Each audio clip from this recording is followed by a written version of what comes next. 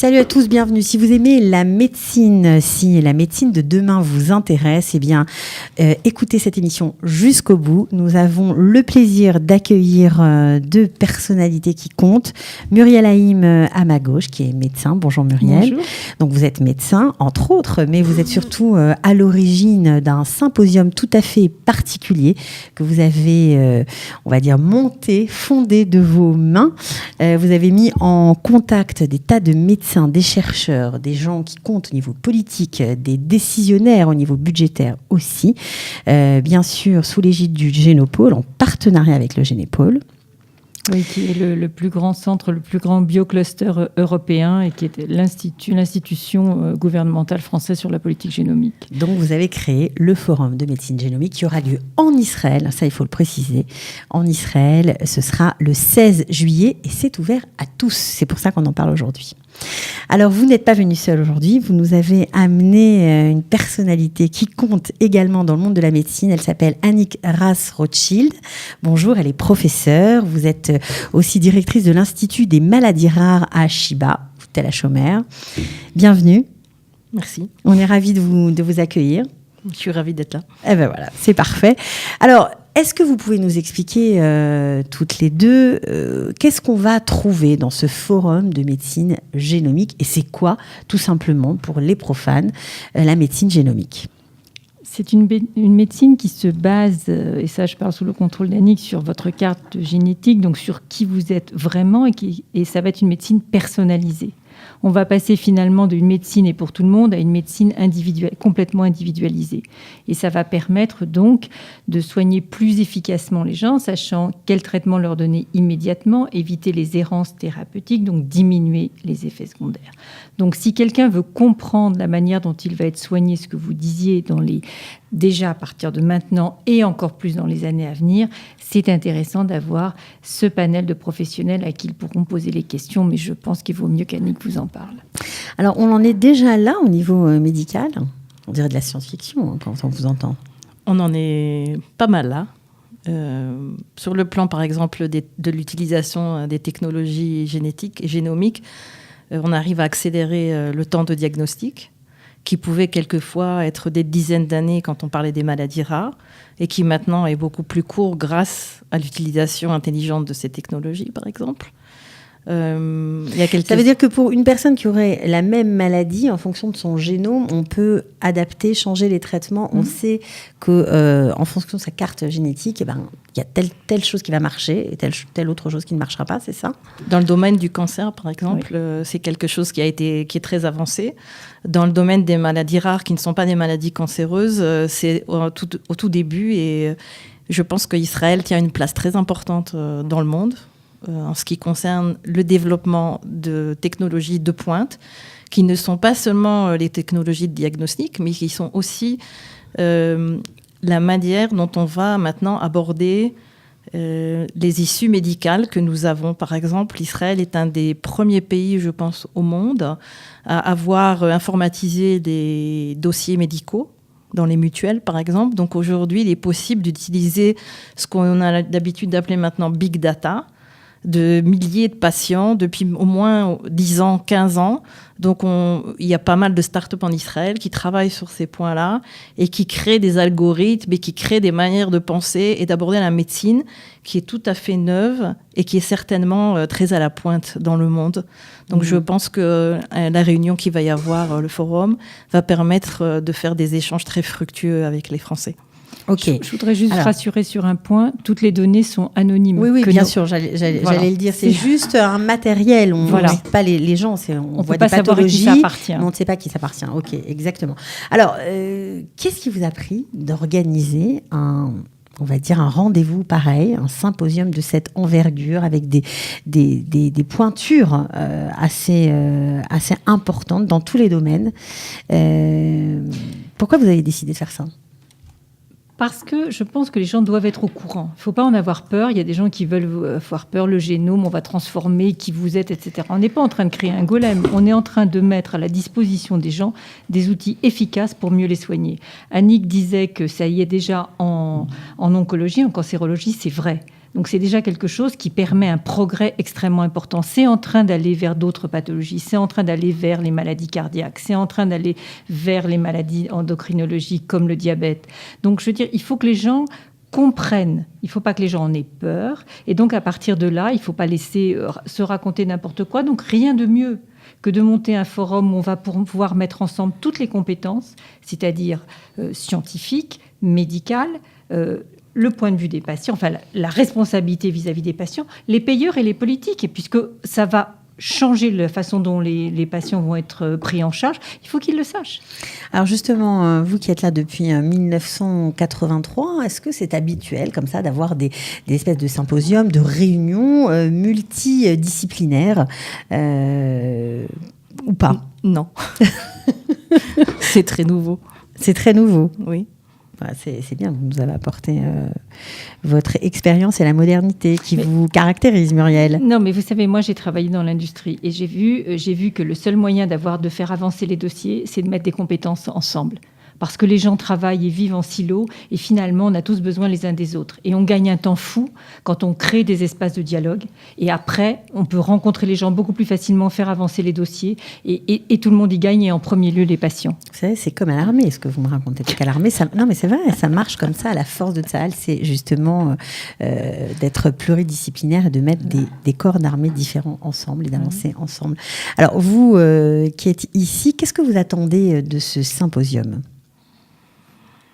Les rencontres, les surprises, les rencontres, la possibilité d'avoir des discussions ouvertes avec des gens qui, justement, dans mon monde à moi de médecin, je suis pédiatre généticienne, je ne rencontre pas forcément les politiques.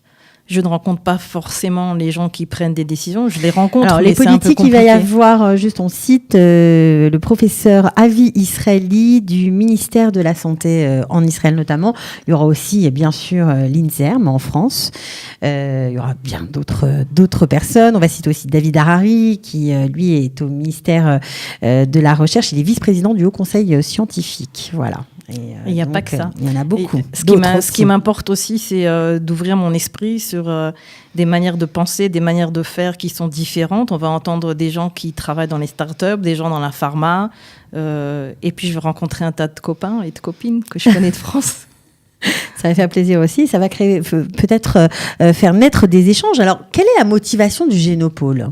Parce que venir jusqu'ici, se déplacer, mettre son nom, j'imagine qu'ils ont un intérêt aussi. Le Génopôle veut aussi développer des partenariats. Vous savez que la législation, entre autres, sur les cellules souches, pour travailler sur les cellules souches, est beaucoup plus facile, beaucoup plus ouverte en Israël qu'en France.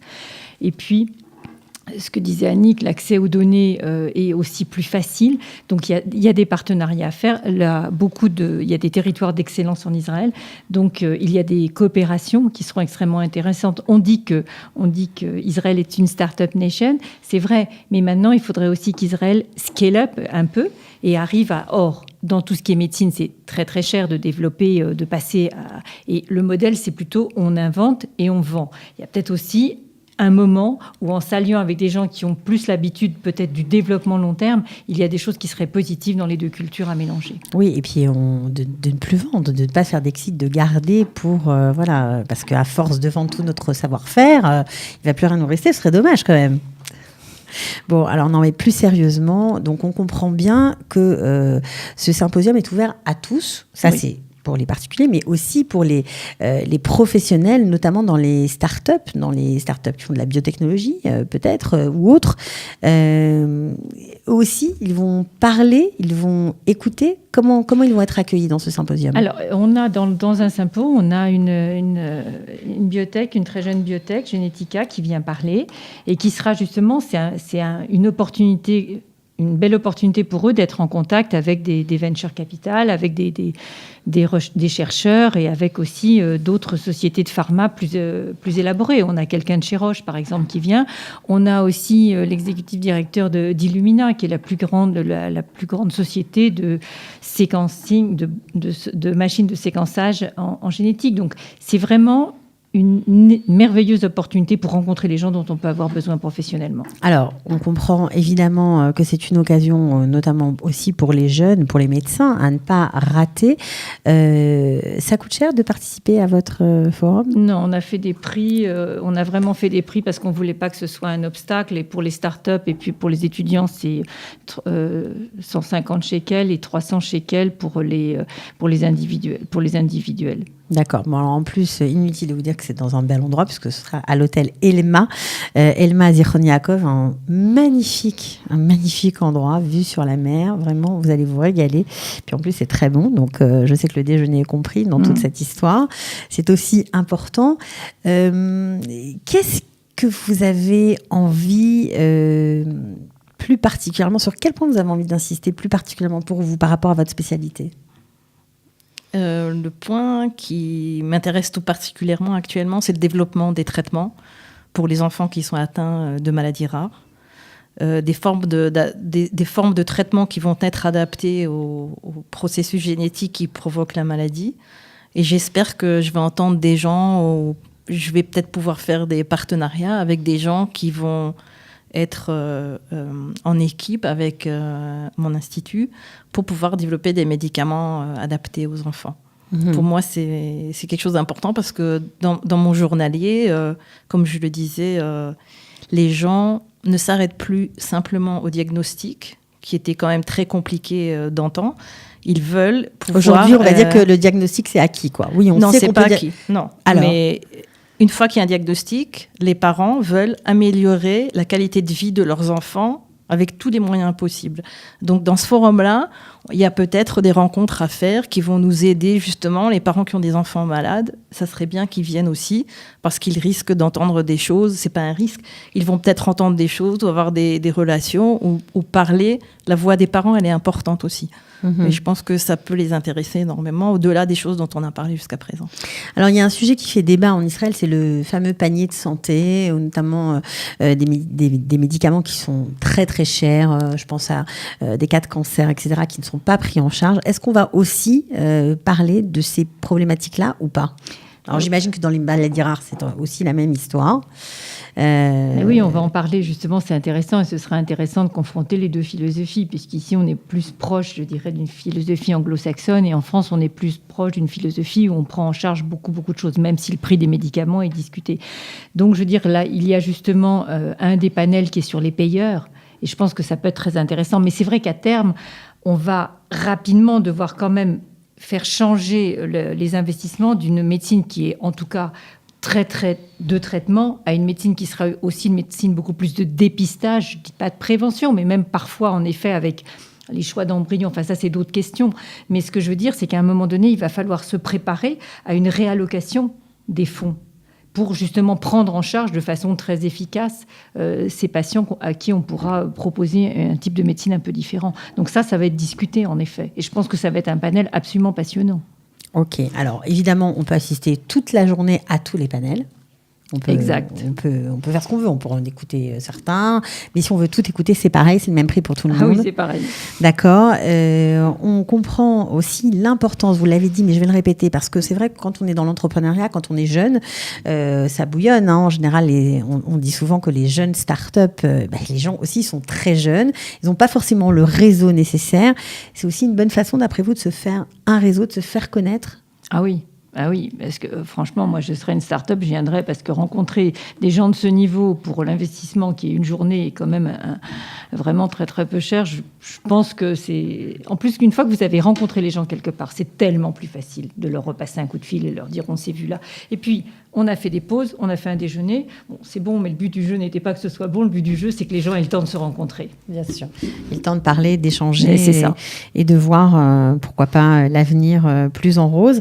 L'importance de l'INSERM dans ce symposium. L'INSERM, c'est le Centre national de recherche médicale en France. Donc, c'est une voie très importante et ils sont très impliqués dans la médecine génomique. Et puis, on sait que maintenant, il leur réfère au Premier ministre, je crois, directement. Exactement. Donc, leur décision... Oui, ça veut dire l'importance que la France accorde à ce type de médecine et à quel point ils vont envisager de l'intégrer dans dans la prise en charge des patients. On se sent seul quand on est chercheur, justement, par rapport à une politique à la française, ici en Israël, ou pas par rapport à l'importance que la santé a à des hauts niveaux décisionnels, ou pas? Je pense que c'est un avantage d'avoir eu une éducation française. Ok. Et de vivre en Israël, ça donne une extrême souplesse de réflexion et quelquefois une manière un petit peu plus créative d'envisager la réalité. Moi, je suis très contente d'avoir deux cultures. Je me sens pas seule, non. Non, pas du tout. Non. Ben, tant mieux. En tout cas, je crois qu'on pourrait parler très longtemps de ces sujets-là. Ce qui est intéressant, c'est de savoir que tout un chacun peut monter sur le site internet. Alors, je vous donne l'adresse parce que j'espère qu'on vous a passionné. En tout cas, elles sont passionnantes, je peux vous le dire. C'est très simple, www.meetinggalilée.com avec un seul G. Vous pouvez monter sur le site, prendre vos places. Dépêchez-vous parce que le 15 juillet, c'est demain. Le 16 juillet, c'est demain. Alors, je vous dévoile un petit secret. Le 15, il y a aussi un festival de la musique classique. Tout ça bien orchestré par Muriel Haïm. Vous pourrez aussi y participer. Vous verrez sur le site. Tout est expliqué. Voilà, donc 300 shekels les individuels, 150 shekels si vous êtes start-upper. Profitez-en. Apparemment, vous allez rencontrer du beau monde et puis surtout être au fait de toutes les nouveautés, voilà, concernant la génétique, la médecine, bref. Qu'est-ce que je peux vous souhaiter à toutes les deux ? Mais que ça marche ? Non, même pas. C'est que les gens, ils trouvent qu'il y ait des partenariats qui se créent, que ça continue, que des gens viennent en Israël découvrir ce qui s'y fait, que les échanges soient fructueux. Voilà, bon, c'est une rencontre de très haut niveau, je pense, qui va avoir lieu. Merci beaucoup d'être venu jusqu'à nous. Voilà, et puis je vous souhaite que des bonnes choses, voilà, de trouver beaucoup de traitements pour vos patients. Merci de nous avoir reçus. De rien. Au revoir à toutes les deux. Sortez, respirez, c'est le Quality Time.